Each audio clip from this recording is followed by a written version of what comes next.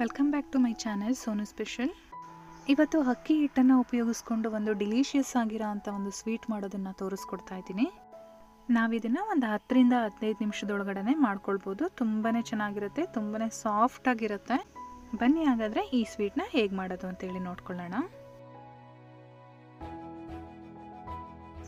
ಮೊದಲನೇದಾಗಿ ಸ್ಟವ್ ಮೇಲೆ ನಾನೊಂದು ಫ್ರೈಯಿಂಗ್ ಪ್ಯಾನ್ ಇಟ್ಕೊಂಡಿದ್ದೀನಿ. ಇದಕ್ಕೆ ನಾನಿಲ್ಲಿ 1 ಕಪ್ಪು ಅಕ್ಕಿ ಹಿಟ್ಟು ಹಾಕೊಳ್ತಾ ಇದ್ದೀನಿ. ಸಾಮಾನ್ಯವಾಗಿ ಎಲ್ಲರ ಮನೆಯಲ್ಲೂ ಅಕ್ಕಿ ಹಿಟ್ಟು ಇದ್ದೇ ಇರುತ್ತೆ. ಸ್ವೀಟ್ ತಿನ್ನಬೇಕು ಅಂತ ಅಂದಾಗ ಈ ಥರದ್ದೊಂದು ದಿಢೀರ್ ಅಂತ ನಾವು ಮಾಡ್ಕೊಳ್ಬೋದು ಸ್ವೀಟನ್ನು. ಈ ಅಕ್ಕಿ ಹಿಟ್ಟನ್ನು ನಾವು ಲೋ ಫ್ಲೇಮಲ್ಲಿ ಒಂದು 5 ರಿಂದ 6 ನಿಮಿಷಗಳ ಕಾಲ ಫ್ರೈ ಮಾಡ್ಕೋಬೇಕಾಗತ್ತೆ.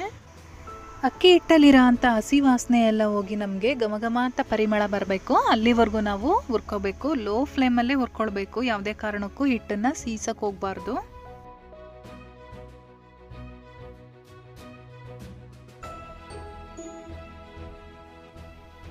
ಇವಾಗ ನಾನು ಇದನ್ನು ಉರಿಯೋಕ್ಕೆ ಸ್ಟಾರ್ಟ್ ಮಾಡಿ ಒಂದು 6 ನಿಮಿಷಗಳಾಗಿದೆ. ಇವಾಗ ಚೆನ್ನಾಗಿ ಹಿಟ್ಟೆಲ್ಲ ಘಮ ಅಂತ ಪರಿಮಳ ಬರ್ತಾ ಇದೆ.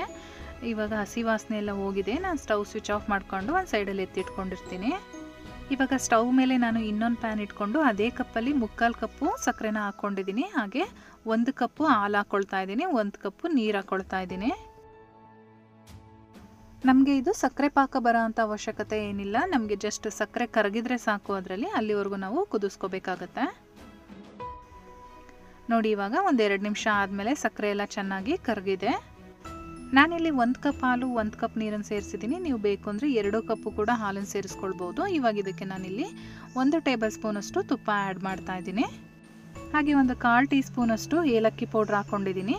ಜೊತೆಗೆ 1 ಪಿಂಚಷ್ಟು ಫುಡ್ ಕಲರ್ ಹಾಕ್ತಾ ಇದ್ದೀನಿ. ನಾನಿಲ್ಲಿ ಗ್ರೀನ್ ಫುಡ್ ಕಲರ್ ಯೂಸ್ ಮಾಡ್ತಾ ಇದ್ದೀನಿ. ಫುಡ್ ಕಲರ್ ಬಂದು ಆಪ್ಷನಲ್ಲು, ನಿಮಗೆ ಬೇಡ ಅಂತ ಅಂದರೆ ಸ್ಕಿಪ್ ಮಾಡ್ಕೊಳ್ಳಿ. ಇದನ್ನೆಲ್ಲ ಚೆನ್ನಾಗಿ ಮಿಕ್ಸ್ ಮಾಡ್ಕೊಂಡಾದ್ಮೇಲೆ ನಾವು ಅಕ್ಕಿ ಹಿಟ್ಟನ್ನು ಫ್ರೈ ಮಾಡಿ ಇಟ್ಕೊಂಡಿದ್ವಲ್ಲ, ಅಂದರೆ ಹುರಿದಿಟ್ಕೊಂಡಿದ್ವಲ್ಲ, ಅದನ್ನು ಇದರೊಳಗಡೆ ಹಾಕ್ಕೊಂಡು ಮಿಕ್ಸ್ ಮಾಡ್ಕೊಳ್ಳೋಣ. ಒಂದು ಕೈಯಲ್ಲಿ ಹಾಕ್ಕೊಳ್ತಾ ಇನ್ನೊಂದು ಕೈಯಲ್ಲಿ ಮಿಕ್ಸ್ ಮಾಡ್ತಾ ಇರಿ, ಆವಾಗ ಗಂಟುಗಳಾಗಲ್ಲ. ಚೆನ್ನಾಗಿ ಮಿಕ್ಸ್ ಮಾಡಬೇಕು. ಇವಾಗ ಕೈ ಬಿಡದೇ ಇರೋ ರೀತಿ ಫಾಸ್ಟಾಗಿ ಮಿಕ್ಸ್ ಮಾಡ್ಕೊಳ್ಬೇಕು. ಈ ರೀತಿ ಎಲ್ಲ ಚೆನ್ನಾಗಿ ಮಿಕ್ಸ್ ಆದಮೇಲೆ ನಾನು ಇದಕ್ಕೆ ಮತ್ತೆ 2 ಟೇಬಲ್ ಸ್ಪೂನಷ್ಟು ತುಪ್ಪ ಹಾಕ್ಕೊಳ್ತಾ ಇದ್ದೀನಿ. ಇವಾಗ ನಾವು ಮೀಡಿಯಂ ಫ್ಲೇಮಲ್ಲಿ ಇಟ್ಕೊಂಡು ಒಂದು 2 ನಿಮಿಷಗಳ ಕಾಲ ಈ ರೀತಿ ಬೇಯಿಸ್ಕೊಳ್ಬೇಕಾಗತ್ತೆ. ಅಕ್ಕಿ ಹಿಟ್ಟು ಆಲ್ರೆಡಿ ಹುರಿದಿರೋದ್ರಿಂದ ನಾವು ತುಂಬ ಹೊತ್ತು ಬೇಯಿಸೋ ಅವಶ್ಯಕತೆ ಏನಿರೋದಿಲ್ಲ. ಒಂದು 2 ನಿಮಿಷ ಆದಮೇಲೆ ನೋಡಿ, ನೀಟಾಗಿ ತಳ ಬಿಟ್ಟು ಬರ್ತಾ ಇದೆ. ಹಿಟ್ಟೆಲ್ಲ ತುಂಬ ಸಾಫ್ಟಾಗಿ ಆಗಿದೆ. ಇವಾಗ ಇದು ರೆಡಿಯಾಗಿದೆ. ಸ್ಟವ್ ಸ್ವಿಚ್ ಆಫ್ ಮಾಡಿಕೊಂಡು ತಣ್ಣಗಾಗ್ಲಿಕ್ಕೆ ಬಿಟ್ಬಿಡಿ, ಒಂದು ಸೈಡಲ್ಲಿ ಎತ್ತಿಟ್ಕೊಂಡು.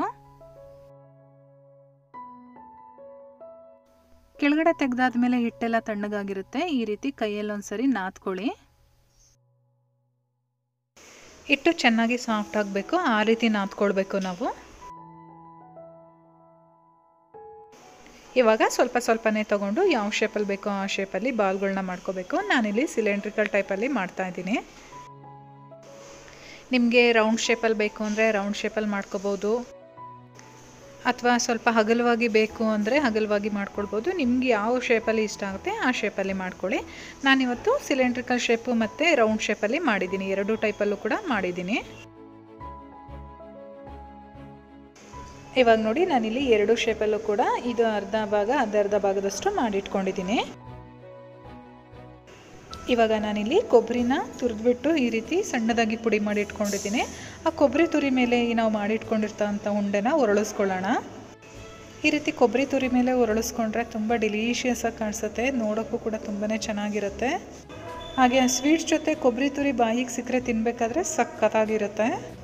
ಇವತ್ತಿನ ಈ ಸ್ವೀಟ್ ರೆಸಿಪಿ ನಿಮಗೆಲ್ಲ ಇಷ್ಟ ಆಗಿದ್ರೆ ಒಂದು ಲೈಕ್ ಕೊಡಿ. ಹಾಗೆ ನಿಮ್ಮ ಫ್ಯಾಮಿಲಿ ಮತ್ತು ಫ್ರೆಂಡ್ಸ್ ಜೊತೆ ಶೇರ್ ಮಾಡಿ. ಹಾಗೆ ಮತ್ತಷ್ಟು ಈಸಿ ರೆಸಿಪೀಸ್ಗಾಗಿ ನನ್ನ ಸೋನು ಸ್ಪೆಷಲ್ ಚಾನಲ್ನ ಸಬ್ಸ್ಕ್ರೈಬ್ ಮಾಡ್ಕೊಳೋದಂತೂ ಮರಿಬೇಡಿ. ನಾನು ಮತ್ತೆ ಸಿಗ್ತೀನಿ ನಿಮಗೆ ಮುಂದಿನ ವಿಡಿಯೋದಲ್ಲಿ ಇನ್ನೊಂದು ಈಸಿ ರೆಸಿಪಿಯೊಂದಿಗೆ. ಅಲ್ಲಿವರೆಗೂ bye bye, take care, thank you for watching.